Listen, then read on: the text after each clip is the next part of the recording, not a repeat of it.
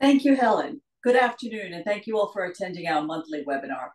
As Helen just noted, I'm Victoria Melendez, a JASA Program Committee member, working alongside Amy Poster and Allison Tolman. For those of you new to JASA, the organization is a nonprofit and volunteer-led entity that promotes the study and appreciation of Japanese art and culture. In addition to having the opportunity to attend in-person events and trips, our members also receive a copy of the beautiful and scholarly JASA publication entitled Impressions, which is generally published twice a year. Now, without further ado, please allow me to introduce today's speaker, Alicia Volk, who is Professor of Japanese Art at the University of Maryland. Professor Volk is the author of the publication entitled Made in Japan, the Post-War Creative Print Movement, published in 2005, and was curator of the exhibition of the same name. Her award-winning book, entitled In Pursuit of Universalism, Yorozu Tetsugoro, and Japanese Modern Art, published in 2010, received the Phillips Book Prize. Her latest book is In the Shadow of Empire, Art in Occupied Japan, published by the University of Chicago Press in 2025. Professor Volk was Japan Foundation Ishibashi Foundation Fellow, a J. Paul Getty postdoctoral fellow, a Robert and Lisa Sainsbury Fellow at the School of African and Asian Studies of the University of London, and a Fulbright Research Fellow at Waseda University. Without further ado, thank you, Professor Volk. Thank you so much, Victoria, and to all of you here who've taken the time to be here this evening. I'm very excited to share my new book with you. Well, I'd like to start off on a bit of a personal note, if you'll allow me, by reminiscing about the first time I spoke to JASA when I was a graduate student, now more than 20 years ago. On Julia Meach's kind invitation, I shared my work on the early 20th century prints by Yorozu Tetsugoro, the topic of my first book, and also of an article in Impressions, an opportunity I was very grateful for. But for that occasion, I remember making my way through, in the dark, through a treacherous snowstorm to the Institute of Fine Arts, never guessing that one day we'd be able to participate in these kind of events from the comfort of our home computers. Around the same time, I began to wonder why that of all artistic mediums, Japanese modern and contemporary prints were so avidly collected in this country. And there was also the curious fact that despite their popularity among collectors, they were almost entirely absent from the art historical scholarship, especially prints made after World War II. So I took advantage of the opportunity to explore these questions in the exhibition.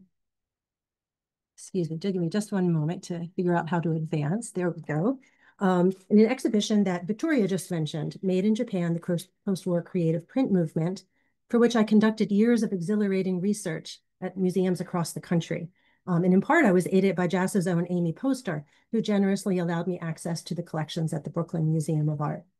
My research also included the gripping experience of reading two newspapers that were published in occupied Japan, the Nippon Times, a Japanese publication, and the Pacific Stars and Stripes, a US military rag. The discoveries that I made back then would be the seed of my new book, just published, In the Shadow of Empire, Art in Occupied Japan. In the Shadow features artworks in a wide variety of mediums, from paintings and drawings to sculpture and monuments. And a good chunk is devoted to prints. Some of you may recognize this print by Onchi Koshiro on the book's cover. Quite unexpectedly, as I dove deep into the topic, I discovered a whole new world of post-war Japanese prints and a new perspective on post-war Japanese art more generally. In short, what I found is the remarkable coexistence of two competing worlds. And it's this story, or really an overlapping set of stories, that I would like to share with you today. But first, let's set the stage with the occupation of Japan. The occupation began after Tokyo and cities across the country were devastated by American indiscriminate firebombing. Matsumoto Shunsuke's drawing, we see it here on the left, of one small part of the vast ruins is dominated by a single standing wall surrounded by spaces of loss where a community had recently made its home. The graphic disorderliness and near illegibility of haphazardly scrawled marks capture a chaotic jumble of debris and twisted metal disfigured by the heat of the conflagration.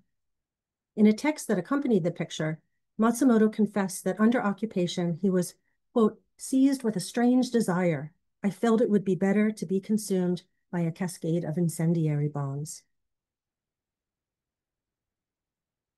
Excuse me, let me go back. Onchi's woodcut, which we see on the right, allegorizes the melancholic ruins. A female nude hovers between the earth and sky. She is sandwiched between rhyming horizontal masses, evoking a looming cloud above and scorched red earth below, holding the ruins of civilization. Fragments of buildings, a lifeless tree, the severed head of a monument. Gravity's pull prevents her from rising. It tugs her arm downward and grasps at her diagonally flowing hair. She is suspended in a state of in-betweenness, of irresolution. This was an apt metaphor for defeat and occupation, of the experience of living in the ruins. The circumstances of occupation, of course, were entirely different for the newly arrived occupiers. Matsumoto observed that in contrast to the existential agony that he and other Japanese felt in defeat, the American soldiers who had just arrived, quote, lightheartedly walk around this landscape as if it were a land they had lived on for years. And we can see in this pair of folding screens commissioned by an American officer of the occupation that all is harmonious and bright in occupied Tokyo. But let's take a quick vicarious walk through the image as it invites us to do. We begin our journey on the far right in Hibiya Park, where a baseball game is being played. Let me see if my pointer, I can get the pointer to work. Here's the baseball game down here. Above it is Hibiya Hall with a signboard that says GHQ for General Headquarters. And above that is the Imperial Hotel. It's now been commandeered by the occupying forces and is off limits to Japanese. There's a bustling street scene full of pedestrians and vehicles. And at the bottom, Hibiya Park extends across leftward all the way to the Imperial Hotel, or the Imperial Palace, excuse me. But the main focal point of the image is not at the palace. It's above and to the side at MacArthur's General Headquarters. The general is on the front steps saluting and saluted by MPs and Japanese children. At the very top, we see the stars and stripes emerge from these gold clouds to reign over an orderly and peaceful realm. Mount Fuji dominates the facing screen, its peak rising above the clouds near the center. We have a second view of the Imperial Palace and of GHQ, which are shown in the far distance near the sacred Fuji, which of course is a national emblem. Here, American power does not so much predominate as partner with the imperial house in a divine triumvirate presided over by Fuji, a symbol of natural order and timeless continuity within change. The American regime is fully naturalized. And under this arrangement, all is thriving. So here we see busy Nihonbashi, the bridge, and neighborhood. I just have to point out here in the corner, there's a Japanese artist who is drawing portraits of GIs. When we move through the image, we see a festival procession is taking place. And over here, there's oden and yakitori and sushi. Above that, the generous allotment of rations. At the far right of the image, there's a little reminder of some of the damage that was wrought in the recent war. But as we move through the image, that scene is counterbalanced by scenes of prosperity. There is new construction. And then as we move towards the end of the image to the far left where the narrative culminates, new construction underway. The image assures us that all hardship will soon be a thing of the past, for all is fine and good in America's Japan. But glaringly absent from these idealized scenes are the sordid realities of the day. Brothels and streetwalkers, black markets and the homeless, political protests and military parades. Japanese art buffs, and I think there are a few among us tonight, will recognize the occupation of Japan as a modern rendition of the scenes in and around the capital genre, once commissioned by the ruling samurai elite. Like the historical examples that inspired it, the occupation of Japan is a work of fiction. Its lavish materials seduce us into perceiving its world as one of plenty rather than deprivation. Its bands of gold clouds selectively reveal and conceal. The many conflicts and contradictions of life under occupation are tucked out of sight as if under wisps of golden cloud. For the remainder of my talk, I would like to show how these conflicts and contradictions manifested in the realm of printmaking. In quite dramatic fashion, artists used the print both to appeal to the American occupiers and to protest against them. In the fall of 1945, some 430,000 US soldiers were stationed in occupied Japan, and they had money in their pockets for souvenirs and gifts for the folks back home. Alongside silk, dolls, fans, lacquerware, and ashtrays, prints were among the hottest items at the PX and new souvenir shops. Reproductions of old ukiyo-e were in demand, and contemporary renditions of classic themes in the revivalist mode known as new prints, or shinhanga, were also popular. Prints by Yoshida Hiroshi, for example, were sold at the PX. These new prints were typically produced by a team of artisans under the direction of a publisher, like the ukiyo-e of old. Beautifully crafted, new prints were nevertheless at odds with modernist notions of individual artistic subjectivity and authorship, which formed the basis of a competing mode of prints called creative prints, or sosaku hanga. Creative prints are one of the two competing printmaking modes to which we will now turn our attention. They were made by artists who wished to elevate printmaking as an arena for serious artistic ambition on par with painting. Creative print artists insisted on an individual artist's sole authorship of an image in all aspects, designing, printing, and carving. Onchi Koshiro, pictured here, was the leader of creative print artists in the Japan Print Association. He quickly recognized the potential of the new foreign clientele, and within only a few months of the surrender, assembled a portfolio by association artists to attract foreign buyers. Scenes of Last Tokyo was released when the capital was in ruins and material scarcities were severe. For occupation personnel, it probably functioned as a charming and colorful guide to the sites of the defeated capital. The folio holds 8 designs from a pre-war series of sites captured on paper before the fire bombings, plus 7 new designs. Asakusa Kanon by Saito Kiyoshi was a new design that used vibrant color, effective contrast, and an expressive staccato of abbreviated forms to invite the viewer into a bustling scene at one of the city's premier tourist sites. Without the signs of defeat, destruction, and occupation that marked the actual landscape as seen in this photograph, the image offers a timeless, gently exoticized vignette of foreign life. Or so it was probably read, for contemporary prints such as these were first consumed as conquerors' mementos of a vanquished land. The second portfolio linked the peacefulness of the Japanese people's native customs with the country's, quote, new point of departure as a peace-loving culture. Illustrated Album of Japanese Native Customs is a compendium of images of local festivals. Kawanishi Hide contributed this image, Port Festival, a colorful tribute to the internationalism that long characterized Kobe, the port city in Western Japan where he made his home.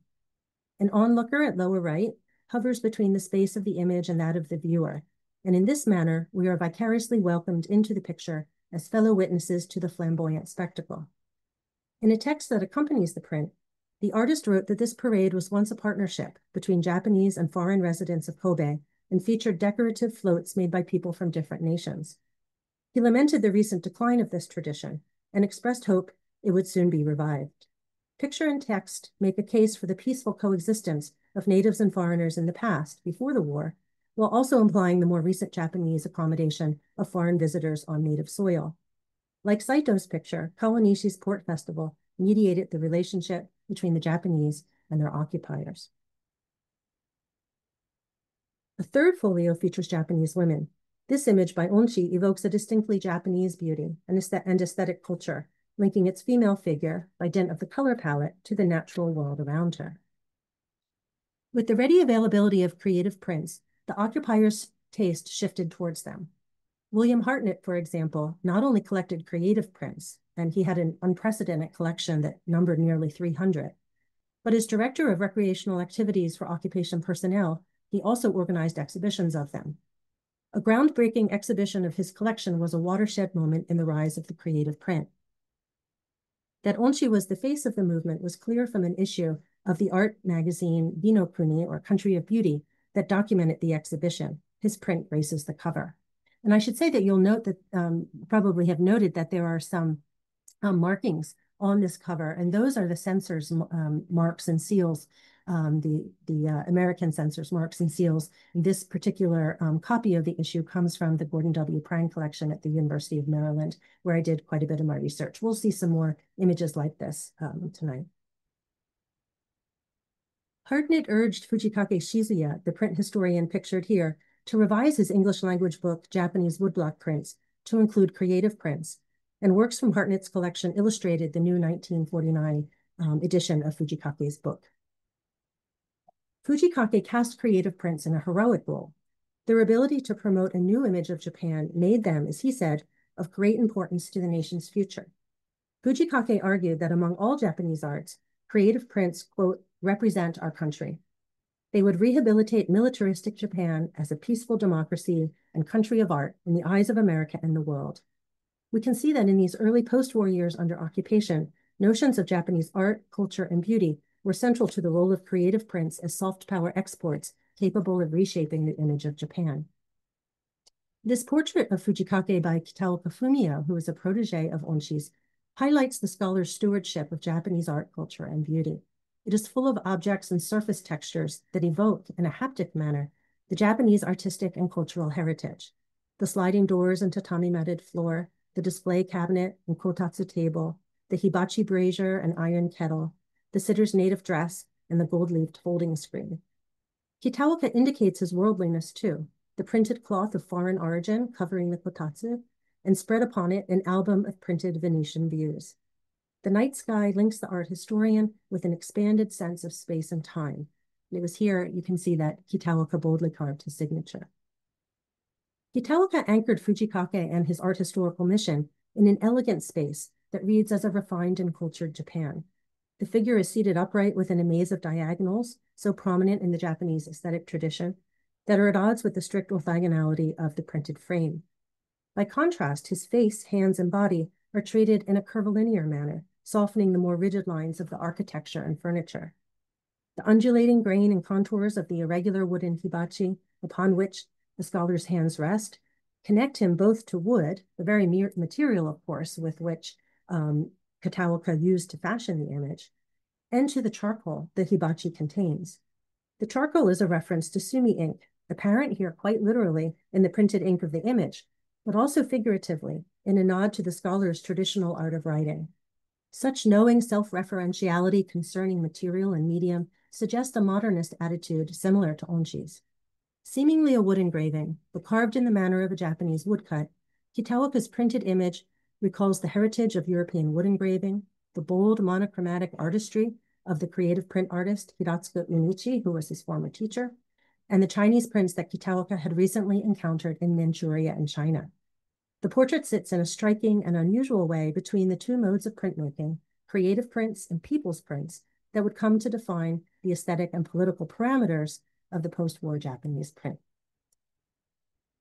Earlier, Kitaoka had carved socially oriented prints depicting the hardships of the people. Return to Native Country is a stark series documenting the humilities of his journey home from Manchuria as a defeated refugee. We see in this image that these returnees are being treated with DDT upon arrival at the port. With its keen observation of the experiences of pathetic figures whose uncertain fates were wrought by war, Return to Native Country reveals the influence of contemporary Chinese woodcuts, which the artist had discovered during his interlude on the Asian continent. A similar aesthetic characterizes Kitaoka's images of the struggle for survival he witnessed upon his return to Japan. These form an unparalleled artistic record of the battered Tokyo cityscape and its impoverished inhabitants. Under the railroad bridge, for example, is a picture of destitute shoe shiners and their clients under the girders of a railway bridge. But in the early 50s, Kitaoka abandoned such subjects in favor of colorful, abstracted forms and unpeopled landscapes. He credited Onshi with his new interest in pure color and form, and denounced the socially oriented mode he had practiced earlier.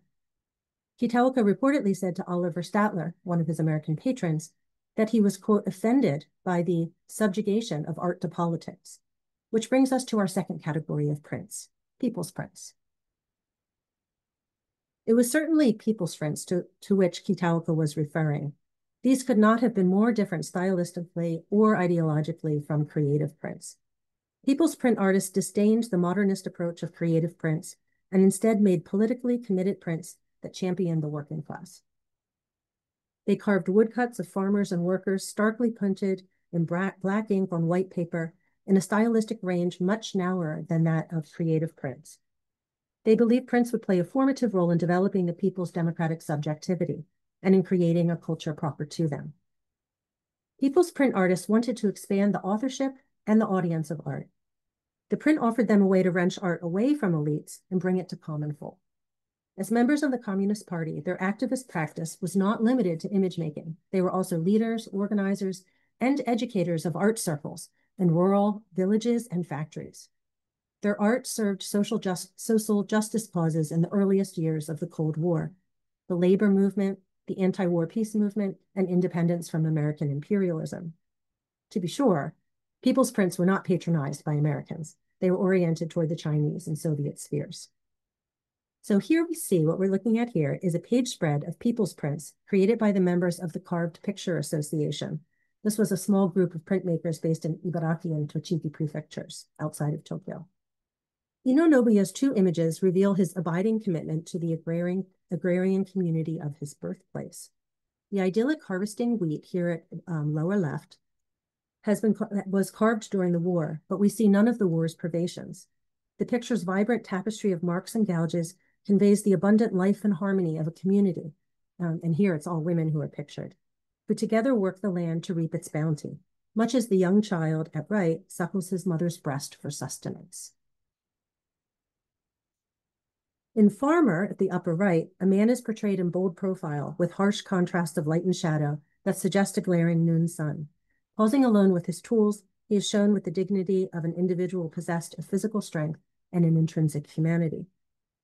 Suzuki Kenji's Starvation, you see here, sits nearby in stark juxtaposition. It is a sorrowful scene. The large bony hands of a gaunt woman with sunken cheeks and furrowed brow cradle a child whose lifeless limbs fall to the earth. An empty bowl is at their side. They are embraced by death in this dark, cramped room from which any salvation will have come too late. The viewer, like the figure silhouetted in the doorway, is witness to their tragic fate. As a result of severe food shortages, malnutrition was widespread during these years, and even death by starvation occurred among the poorest. Suzuki's woodcut was originally entitled Starvation in commemoration of the 20-day average lack of food rations. It was a biting critique of the government's failure to distribute foodstuffs equitably amid a landscape of grift and corruption. Our final artist, Takidaira Jiro, carved Carrying Manure up here in the upper left. He was born into a farming family and, like Ino, chose agrarian folk as the subject for his art. His woodcut portrays the taxing labor performed by even the youngest in rural villages. The text in the middle that was written by Suzuki celebrates the common nature of printmaking and its potential for forging solidarities. This was thanks to the print's accessibility, the easy manipulation of simple materials. So the idea is that the materials are so simple to acquire and so easy to manipulate that anyone can make a print. It was also thanks to the medium's reproducibility, that is, the print's multiple nature, which allows an image to be owned and enjoyed by many people. The group's folios modeled community-based art. Titled Carved Picture after the association's name, they were humble and intimate. Printed albums like these were vehicles for a new people's culture in and across communities of farmers and factory workers. And the images they contained participated in a larger transnational community of printmaking, influenced as they were by socially oriented prints by the German artist Käthe Kollwitz, for example, and most significantly, Chinese prints. We won't linger on Chinese prints themselves, but instead focus on their popular appeal and artistic impact in Japan shortly after the war. Chinese prints of the Chinese people, or the war of resistance against Japan, represented the first sizable body of contemporary art that made its way to Japan from overseas after the war. For a time, Chinese prints were so ubiquitous as to appear almost daily in print publications, either as illustrations or as the subject of books and articles. They were also on frequent display at exhibitions across the country. People's print artists and their colleagues on the political left celebrated Chinese prints as a model revolutionary art.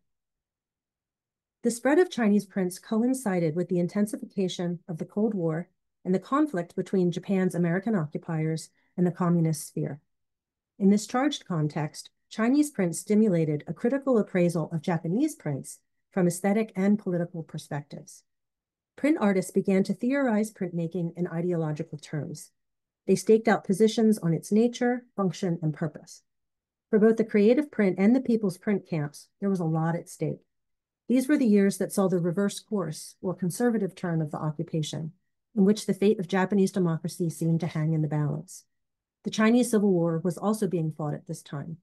It is no coincidence that in occupied Japan, rifts and divisions would appear concerning an artistic medium that was seen, for very different reasons, to embody the potential of Japanese democracy. Chinese printmakers offered another kind of model for Japanese artists.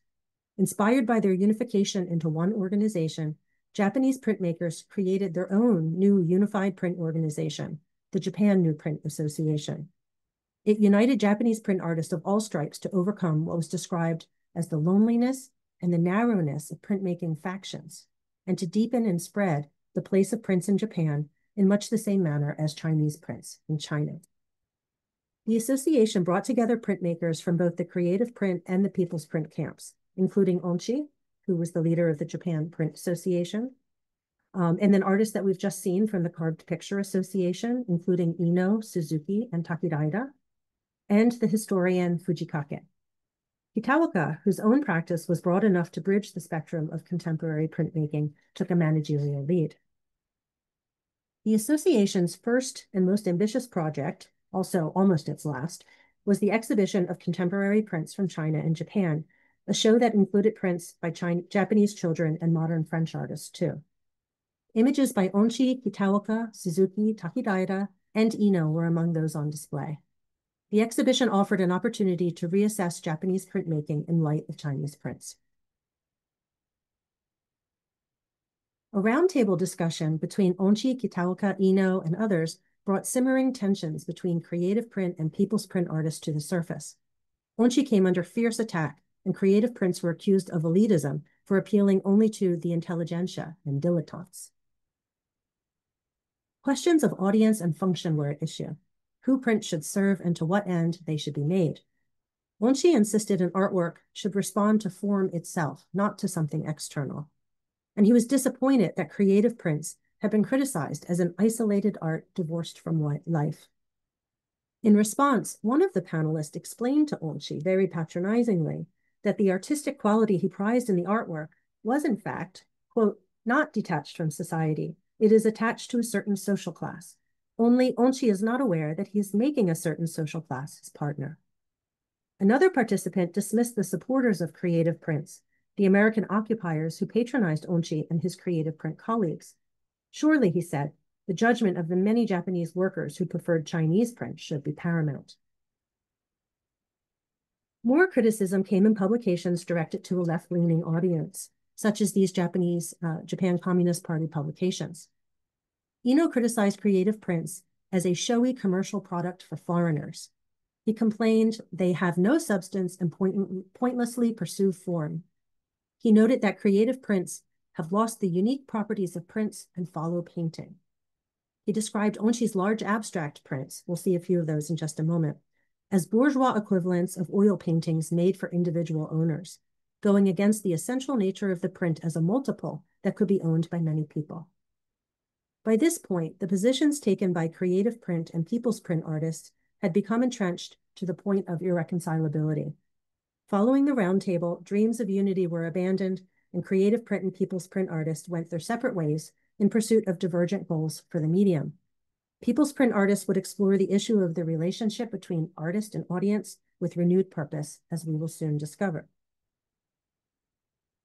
Onchi, meanwhile, would push printmaking and its theorization to their logical limits. This is the next chapter of our story.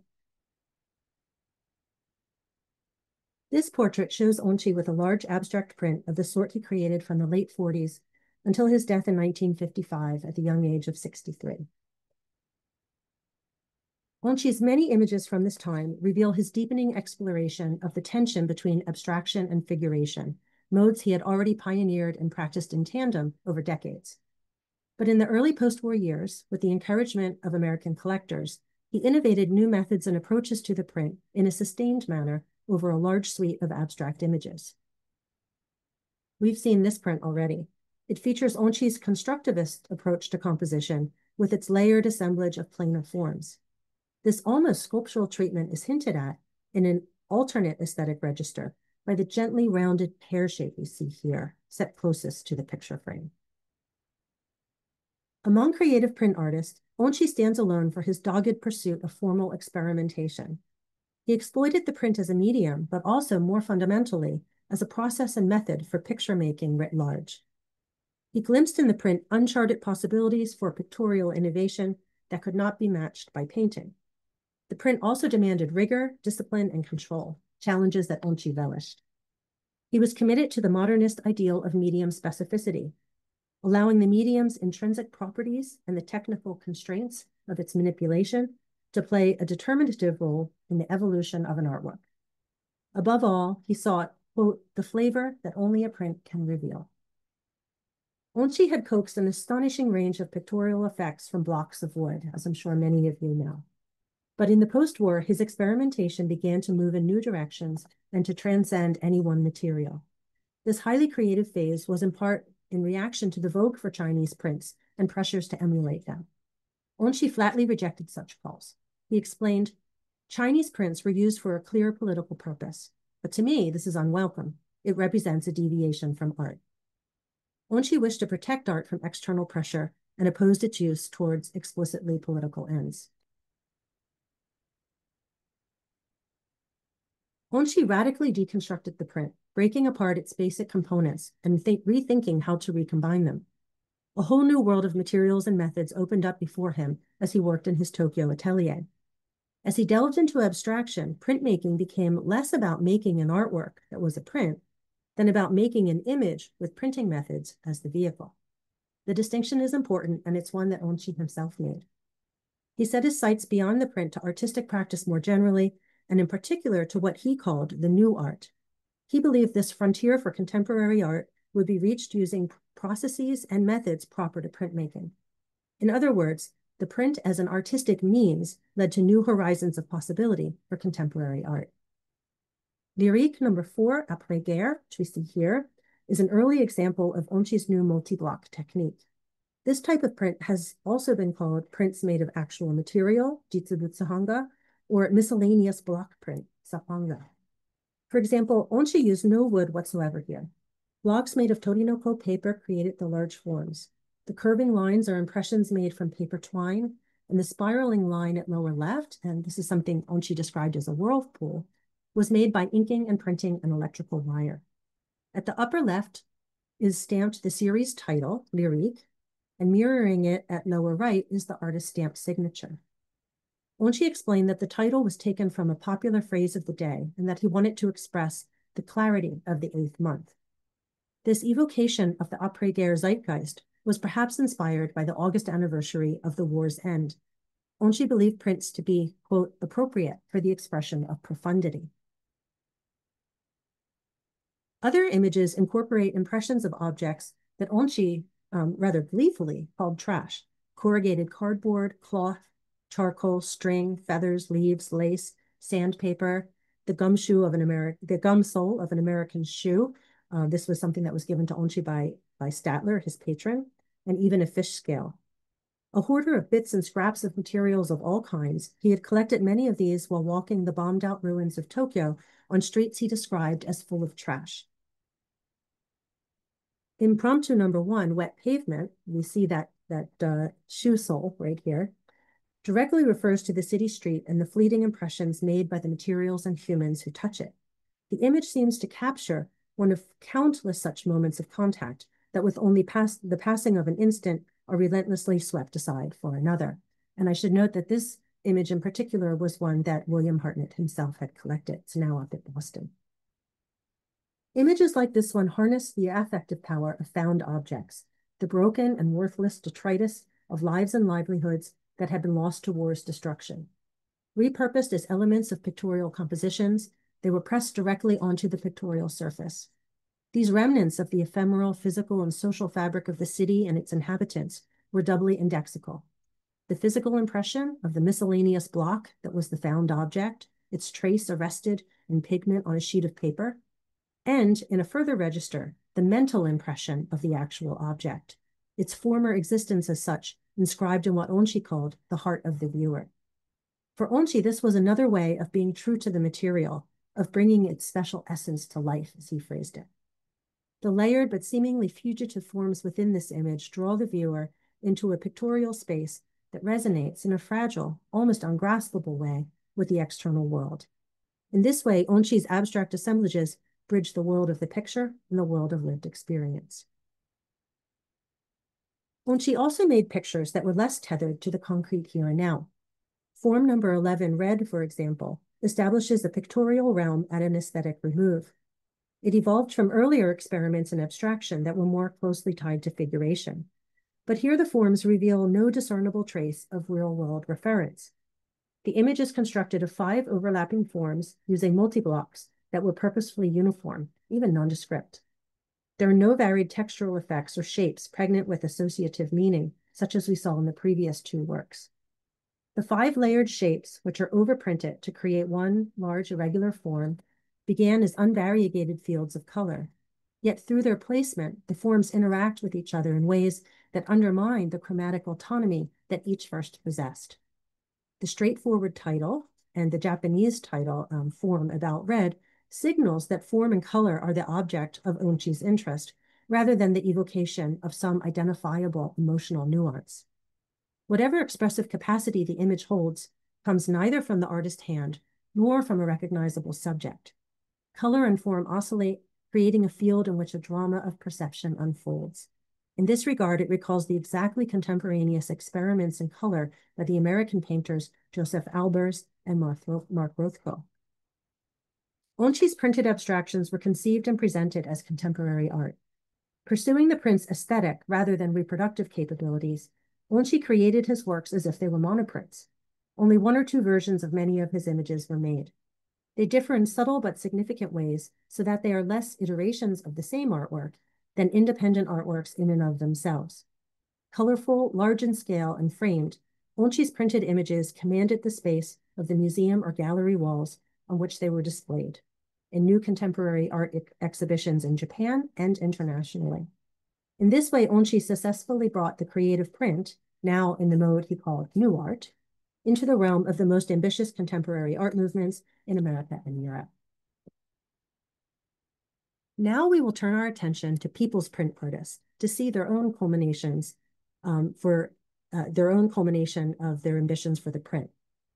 These developments took place in the midst of a dramatic labor struggle at the Hitachi Corporation, a major manufacturer of industrial machinery that's located in Ibaraki Prefecture outside of Tokyo. The labor conflicts at Hitachi were viewed as decisive battles in a nationwide struggle that pitted capitalist greed against the workers' revolutionary cause. Long-growing tensions reached a climax with the crackdown on communists and the start of the Korean War. Many factory workers opposed the manufacture of weapons by their own hands for American use in nearby Korea and advocated non-military industry. They also protested the U.S.'s use of Japan as a military staging ground and its demand for rearmament. Meanwhile, runaway inflation eroded wages and occupation-imposed economic policies resulted in mass layoffs in a time of great unrest. People's print artists had established workers' art circles at Hitachi several years earlier, and when the labor struggle heated up, they joined as active participants. And we see one of those artists here. This is Nii Hiroharu. We'll see some images by him in just a moment.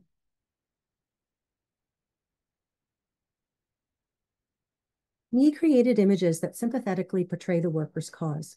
Here he utilized a long, slow diagonal across the horizontal image, together with sharp staccato contrast to black and white, to portray the dynamism and unity of a group of workers carrying placards. The figures move as one in the same leftward direction, with the overall pattern and rhythm of marks suggesting purposeful movement and collective solidarity. The workers command the space of the company town and dwarf its symbol, Hitachi's iconic smokestack, which you can see in the distant background at the top, very tiny. In this image, Ni exposed the anxious faces of laborers who had just been sacked. He highlighted the contours of each individual face with a soft, textured carving of the block. His tactile and sensitive rendering of their physiognomy and expressions of fear and alarm encourages the viewer to recognize the dignity and plight of victims of a fragile socioeconomic system. This image here is probably the most dramatic of these images. A 60-year-old woman is placed in the center at large scale. Agitated, she stands tall among a crowd of workers, her shirt pulled off. Her sinewy, emaciated torso, thickly outlined and resolute against the sky that frames her, bears the marks of poverty, hardship, and hunger. Mouth open, one arm bent with clenched fist, the other pointing to her throat, she yells out to company management. This quote comes from a publication with a similar image of this figure that I'll show you in a moment. She says, quote, "Even now, we sometimes don't eat lunch. If you lay off my son, my grandson and I would die. If I have to die of starvation, I would rather you cut off my white-haired head right now." But people's print artists realized that prints needed to go beyond sympathetic representation to effectively advance the people's political and economic interests. Printed posters, placards, and handbills could be made in large numbers in very short time, and they could easily communicate complex political messages. In this way, prints were of direct use to the workers' struggles. Prints, or rather what were now called fighting prints, tatakawahanga, were an effective means of mobilization and weapons for battle. A new anonymous collective of activist artists and factory workers was behind this initiative. It went by the name Osunita, and it included some of the artists that we've seen already, including Suzuki Kenji, whose image is pictured here on the left, also Ni Hiroharu, and Takiraira Jiro. Osunita described itself not as a group of artists, but as, quote, "the crystallization of the cultural energy of the great Hitachi struggle." Osunita worked collaboratively, a process that was so central to the group's method that they made images of it. We see that here, and then just as in close-up, we see in their drawing a group of union workers who are making peace posters, and then on the facing page, an action team that is posting them around Hitachi and the region. With fighting prints, Osunita brought a new creativity to the print and to agitprop. The group went beyond the making of May Day posters by creating what they called beloved objects of daily life that tapped into existing customs and practices. These included calendars and uchiwa fans, but also clever adaptations of existing visual culture genres. For the Children's Day Festival, Osunita made broadsides protesting taxes and forced layoffs. The posters featured images of the boy hero Kintaro and the carp streamers mounted at homes so that children will grow up strong and healthy.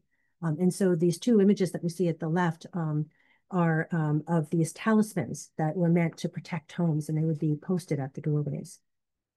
These prints can also be seen in situ, like a picture within a picture, in the image on the right, where there's a mother and her children who are looking at them in town.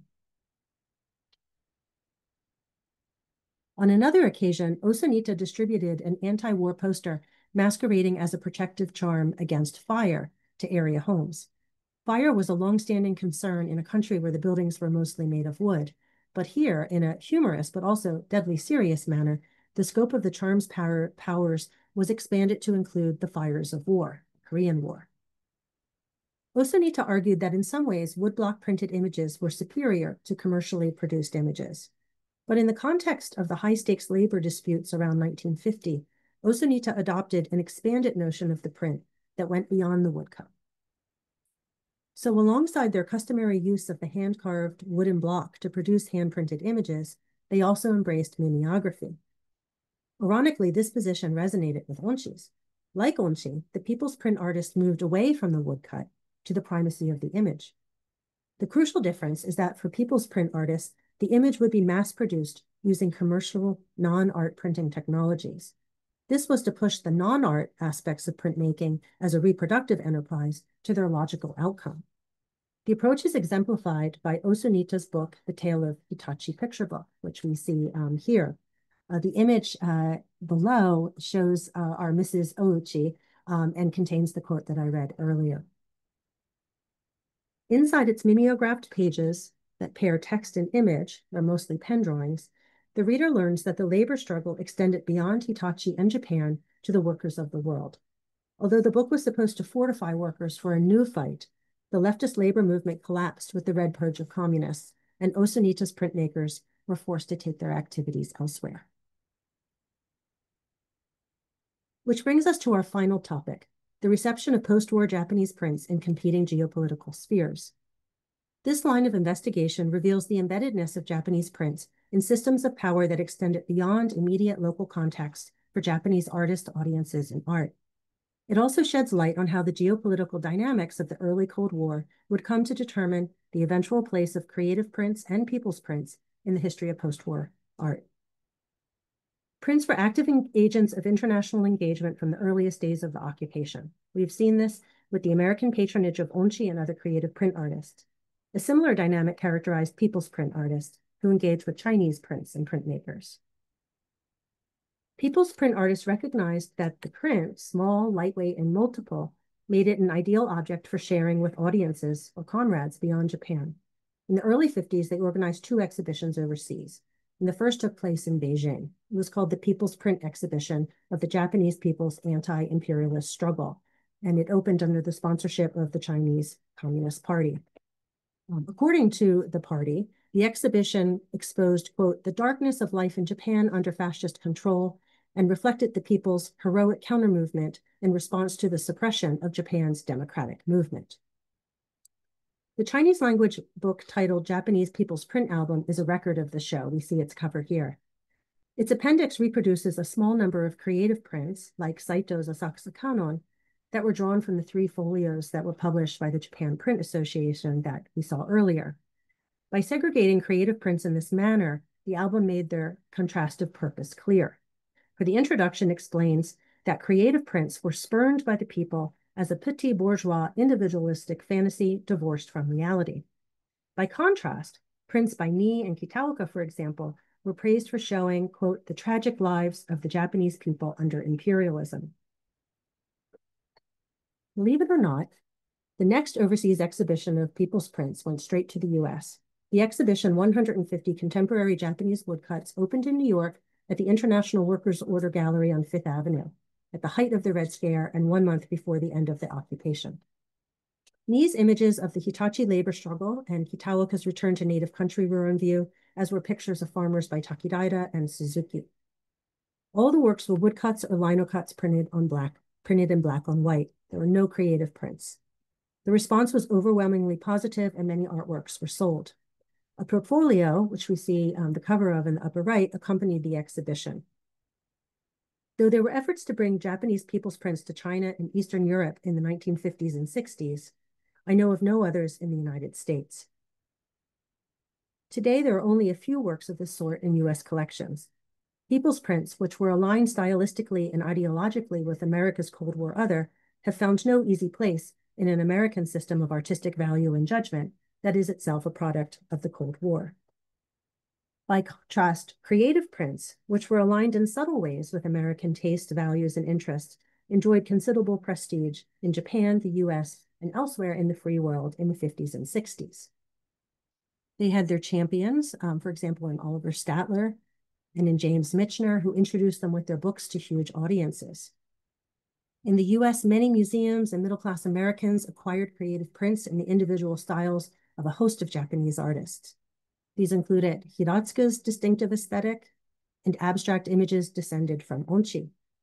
There were also images more recognizably Japanese, alongside lithographs, mezzotints, and etchings, just to suggest the diversity of aesthetics and mediums that were practiced by creative print artists and embraced by American collectors. The American reception of post-war creative prints is part of the larger story of the US-Japan relationship during the Cold War. In the eyes of Americans, Japan was transformed almost overnight from deadly foe to friendly partner and anchor of anti-communist policy in Asia. Creative prints were the most ubiquitous and eagerly embraced form of Japanese contemporary art. They helped to massage Americans' new sense of themselves in the world and to secure the place of Japan within it. Meanwhile, I am awaiting the day when someone will study the reception of people's prints on the other side of the Cold War divide. The story of post-war Japanese prints is a dramatic one, as we have seen. It shows us how artists variously position themselves, their work, and their vision for art as Cold War alignment slid into place around them. Today, in this account of the contradictory positions staked out by creative prints and people's prints under American occupation, we've taken a peek at two interrelated worlds. I hope you will agree that the view from occupied Japan offers a perspective on remarkable, if largely forgotten relationalities, and on the complex intercultural dynamics that shaped this transformative era in world and art history. My book is full of other examples of charismatic artworks that responded to these extraordinary conditions, and I hope I've whet your appetite a bit tonight, so you might discover more within its pages. Thank you so much for your kind attention, and I look forward to some questions and comments. Thank you. Thank you. Thank you, Professor Volk. I have one question on, well, a few questions, but one of the questions was about the MacArthur screens and whether they've ever been exhibited. They were acquired by auction, by the Boston Museum of Fine Arts from an auction and exhibited once afterwards, to my knowledge, but I haven't followed up with them to see if they've made the rotation of the galleries. Certainly at that time, when they were commissioned, I don't believe they were exhibited. They were part of a private collection of artworks. All right, thank you. What were, another question is, what were the biggest challenges that you faced in researching and writing this book? I think so much of the material that I've written about, I was able to discover in archives, but the secondary literature did not really hint so much at its existence. And so it required a lot of digging around and truly new discoveries, I think, and being able to connect known stories with unknown stories was one of the most exhilarating and interesting parts of this endeavor for me. And what were the major surprises that you found when you researched this book? And can you talk about the evolution of it? Because I think you had mentioned to me that it took almost 25 years to produce. Well, I wasn't working on it full time, period. I have to say in my defense, but no, I mean, I did. I had the idea for the book a very long time ago, but had other things to do in the meantime. And as I sat with it over the years, it really evolved in my mind and became more complex. And I think the thing that really surprised me was the effects of the occupation, and by which I mean of American political policy, really on the art world in ways that were not immediately obvious. And that so many of the artworks that show that impact have not been really incorporated fully into art historical narratives. Let's see. All right. You mentioned the exhibition in New York of the 150 contemporary Japanese woodcuts at the International Workers Gallery. How about exhibitions in Japan, in occupied Japan? So there were many exhibitions, as there were many publications. It was a moment when it seemed everybody wanted to jump in and assert themselves and take advantage of new possibilities for expression. There was censorship to a limited degree, but nowhere nearly so much as there had been during World War II. So it was a moment of opportunity. I mentioned that the Chinese prints I briefly showed appeared in many exhibitions across Japan. This is especially true in 1947 and 1948. But Japanese artists themselves regrouped into new groups, very group-oriented, of course, the Japanese art world. And their efforts at meeting a public were very different in terms of the politics of this notion of artist and audience that I brought up in the lecture tonight. Thank you. Another question came in from Ron Greenberg. Did you discover anything new about how the artists were able to gather the art materials amidst this scarcity of goods? And did any U.S. Army admirers interact with the artists during their process?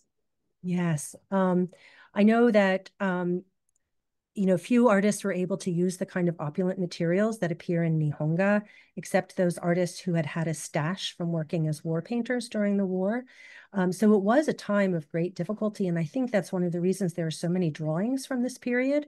And also the fact that artists were, like so many people, very impoverished with the collapse of, so many social systems, that they turned to illustrating. So illustrating books and magazines. I've seen so many of those in my research.